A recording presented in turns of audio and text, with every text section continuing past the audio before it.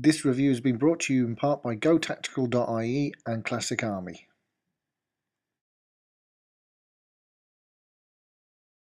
Hey everyone, welcome back to Oddie's Airsoft, and today I'm going to be reviewing this gun, which is the Classic Army M15 A4 RIS Carbine Blowback version, to give it its official title. This is very much a high-end gun. It's in their Pro line range, and as I say, it is the blowback version of one of their a gun they've had out for quite a while. I like the way this gun is built, but Classic Army have always had nice externals, right?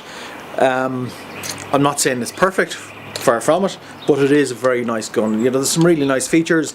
The RIS is all CNC machined. They have all the RIS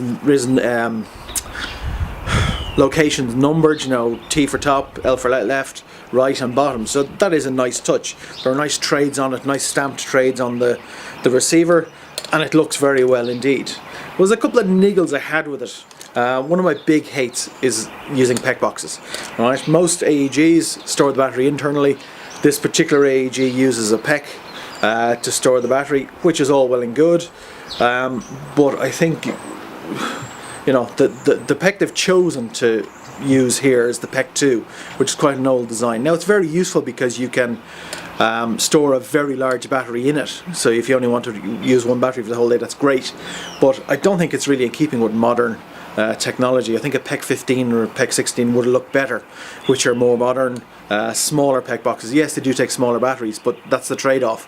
I think it might have looked a little bit better, or maybe even because this is a high-end gun, give people the option to put 2 PEC boxes in it. Just a suggestion. Again, another thing that I wasn't too happy with the PEC was on the diagrams on the box. I know they're only suggestions, but it shows the PEC box being mounted on the top rail. When you do that, it actually blocks the sights. So, you know, the side rail is the best place to locate it. Another thing I wasn't massively happy on, I mean, the stock looks nice, but it's a bit wobbly, considering it's a high-end gun, and also the stock mag does tend to wobble a bit in the mag well. But having said that, it all works exactly as it should. The magazine fed flawlessly, and you know what, you're not necessarily going to have just the one magazine. You're going to have multiple magazines of your own, different brands. I did use other brand magazines in it as well, and they all fed flawlessly. It does come with the vertical grip, which is a nice addition. So overall, you know, the gun is nicely made. A couple of issues I have with it, but they're minor things. You know, they're not huge. They're easily remedied. And at the end of the day, I think, you know, when you're buying a high-end gun, you are probably going to want to customize it to your own taste. So you might end up changing the stock. You might end up getting a different PEC box. So it's not a huge issue. When the real point of having a gun like this is seeing how it performs. I used it yesterday out in Hellfire and was very happy with the way it went. It doesn't have a great rate of fire, but you know, it's reliable, fired every time, and yes, I was very happy with it. The accuracy was pretty good. Not exceptional, but you know, it was okay. Now the accuracy I think would be improved if you were to upgrade the barrel in it. Classic Army install by default a 6.08mm 363mm barrel.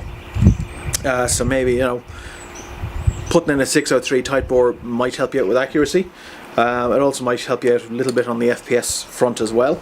But overall, yes, I was very happy with the performance of the gun, and that's at the end of the day, that's what you want. You want a gun that's reliable, that is consistent, and this gun did that for me yesterday. So while I have a few issues with a couple of the accessories came with it, overall it proved to be a very, very reliable gun and consistent performer. So yeah, if you're in the market for a high-end AEG, I definitely recommend you have a look at this.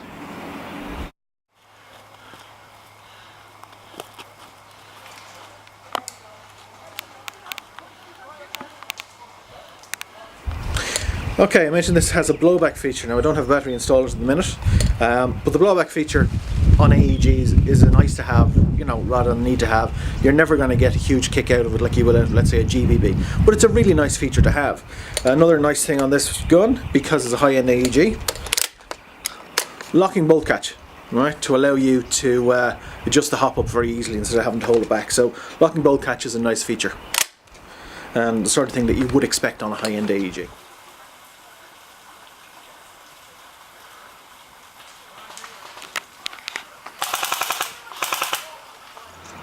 Right, the internals of this particular machine, it's got a V2 gearbox with 8mm bearings, but I stand to be corrected on that. I'm 99% sure it's 8mm bearings, and it does have the blowback feature, which is nice.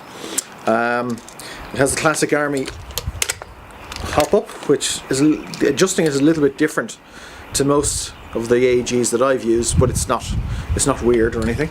You just rotate the drum around, it's all fine. The inner barrel is standard carbine length, it's 363mm in length, and the internal diameter is 6.08mm.